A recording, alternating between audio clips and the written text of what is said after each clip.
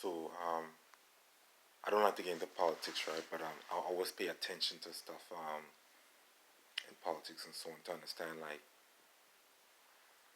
how these people think. And I mean, like it's kind of like if you're in North Korea, you have to understand how the North Koreans think. You gotta know the rules and the regulations so that you can make it there, right?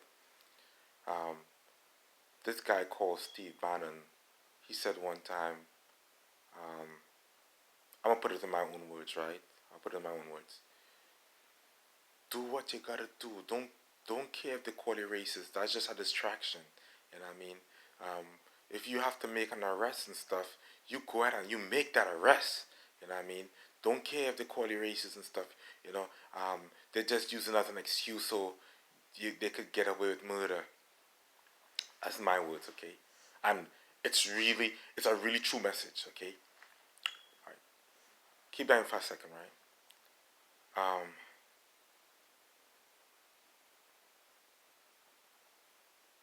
They are living by that ideology for real. You know what I mean? Like normally, if somebody is doing wrong, you could correct them by a little bit of morality. You know what I'm saying? Because if it's one thing you could count on this earth,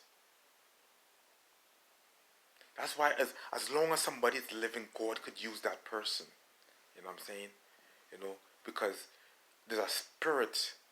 I'm talking from experience too, right? There's a spirit inside of every living person. And every living organism has a spirit. You know what I mean?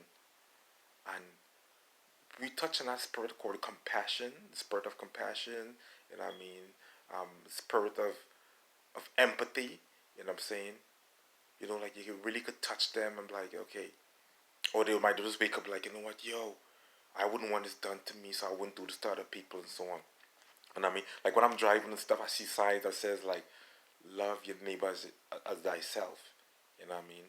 Um, you know, so sometimes like you want to touch that because if anything fails, you could rely on that spirit of compassion. Anybody who lacks that needs to be in a hospital, aka the psychics. They gonna be in and out of hospitals, man. You know what I mean? Anyways, I'm gonna say this, man.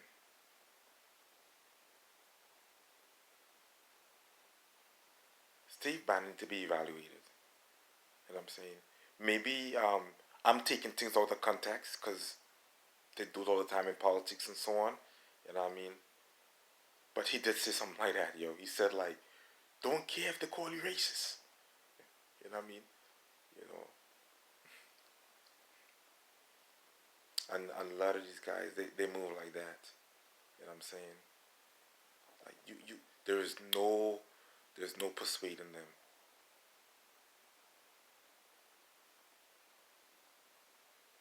There's really no persuading. There's no reaching them.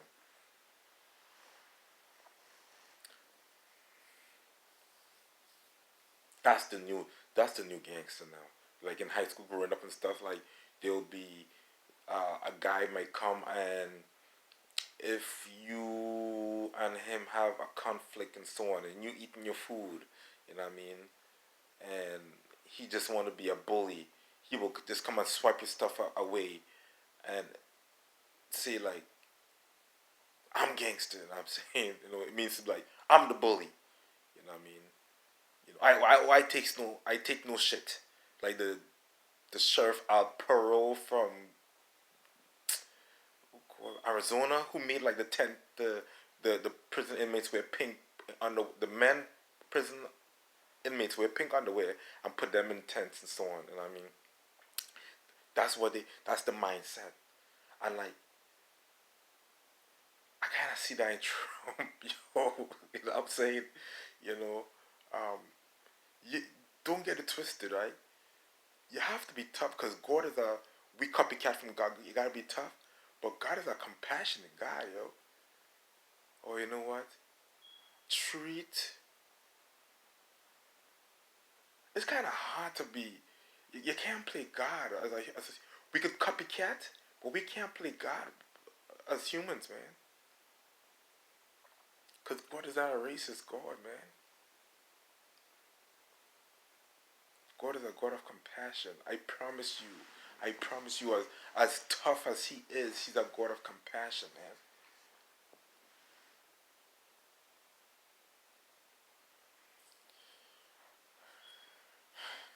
Don't care if they call you racist.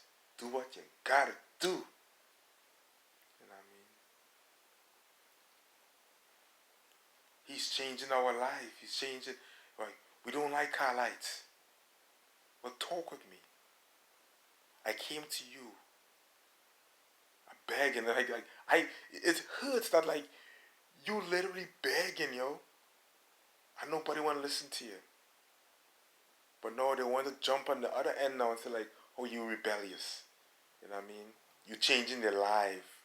You know what I mean? You changing the culture of cars and stuff. And if one immigrant, oh sorry, if one person could do this, the the rest of them could do it. Because I'm talking to a guy in my basement who I know is part of the assets and so on. His name is Eric. I forget his name. Not Eric Lewis. No, that's Nathan Lewis. His name is Eric. You know what I mean? And he's saying like, oh, black African Americans are rebellious and stuff, man. You know, like they're like rebellious, spoiled child and so on. But I'm watching a whole bunch of history in the 50s and stuff.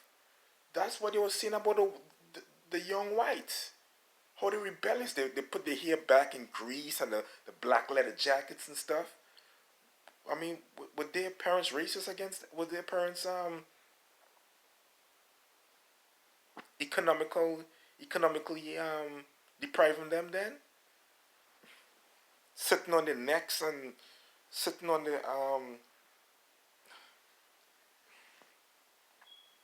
what warranted me, man? With me, I was just minding my business, yo.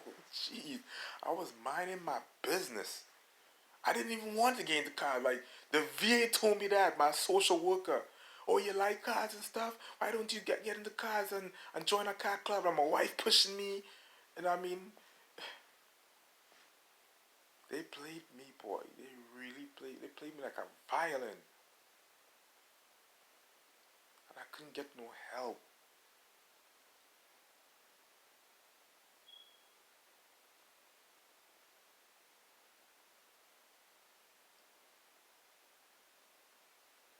If you cannot relate to what I went through and the frustration I'm going through, check yourself in a hospital, yo.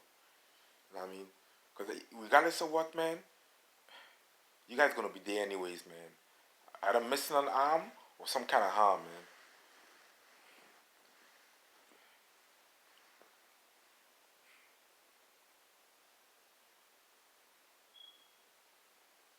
You know, whole government system needs adjusting, man. Like you guys need a morality clock adjustment, everything, man. Maybe you guys didn't in there too long, and I mean, like, if you need to get retired, and like your senior retirement coming, and like, I don't care. I don't care if they call me racist. I'm gonna make up for all the make up for all the wrong. Let's see what's doing to what because we put Barack Obama in power. Make up all the wrong that the blacks did to the government system. They put our black man in power. We don't control the majority. You know what I'm saying? Like the majorities who put Barack in power. Because what did Mitzi say one time?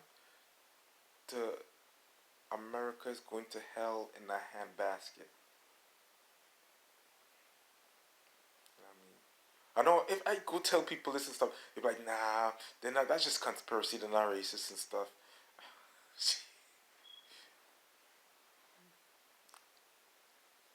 I I really thought I had the skill set to live among races and survive, man. They just showed you no, it's not possible. I mean, and if they say that I'm lying and stuff, like African Americans could live among racist people and survive, I bet you if the cop had come and put his knee on my neck and stuff and I died and stuff, you got it was justifiable because he had car lights. He didn't listen to the cops, bro. I was trying to talk to the cops. They didn't want to talk to me. You know what I mean? You can't be talking about the law and you don't know the law. I was showing it from the like, okay, this says like it's illegal and stuff. This is the information I found online and stuff. Could you tell me why it's not legal and stuff? I was trying to talk to the cop. Nobody wanted to talk to me. And then when I was actually talking to the Mexican looking guy and stuff, I couldn't even talk to him and reason with him because the white guy came up. What I see, I get a ticket. And I mean, like sometimes when you're not negotiating, yeah, when you're negotiating, you need to concentrate.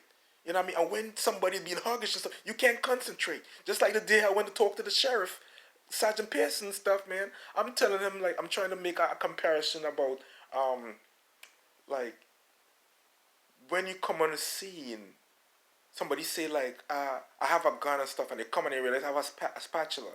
You don't pursue with a ticket. You know what I mean? You don't pursue like you're gonna shoot me and stuff. And I mean, you know, like I was trying to make the comparison of like, okay, you thought it was illegal, right? You come up and you realize it's not illegal. Don't punish me for it now. You know what I'm saying?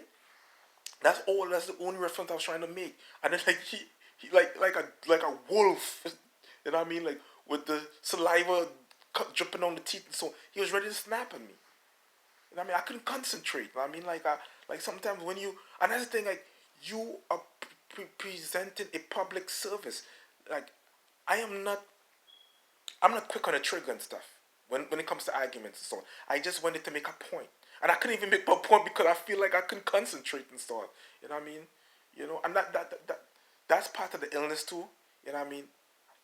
But like I promise you, as long as you are able to have freedom to concentrate, you are functional. Any bipolar person can be functional.